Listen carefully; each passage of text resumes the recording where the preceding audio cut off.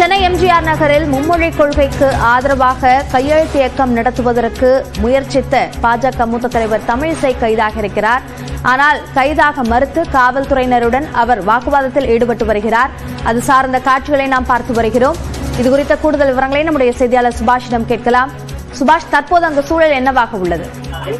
அந்த மும்மொழி கொள்கைக்கு எதிராக நேற்று பாஜக தொடங்கிய கையெழுத்து இயக்கமானது மாவட்ட வாரியாக அவர்களுக்கு இருக்கக்கூடிய மாவட்டம் வாரியாக இந்த கையெழுத்து இயக்கமானது நடைபெற்று வருகிறது. அதே போல தென்சென்னை மாவட்டத்துக்கு அவங்க கையெழுத்து இயக்கம் விருகம்பாக்கம் சட்டமன்ற தொகுதியிலிருந்து எம்ஜிஆர் மார்க்கெட் பகுதியில தொடங்க இருந்தாங்க.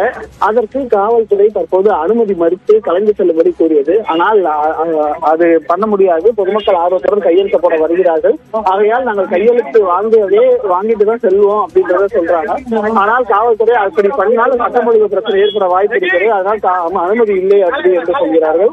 தமிழிசை அதற்கு பதிலாக இங்கே போராட்டமோ ஊர்வலமோ நடத்தல, சட்டம் ஒழுங்கு பிரச்சனை ஏற்படாது என்பதை சொல்லி வருகிறார். ஆனால் காவல்துறை அதற்கு அனுமதி மறுத்து அவரை கைது நடவடிக்கையில் ஈடுபட இருக்கிறார்கள்.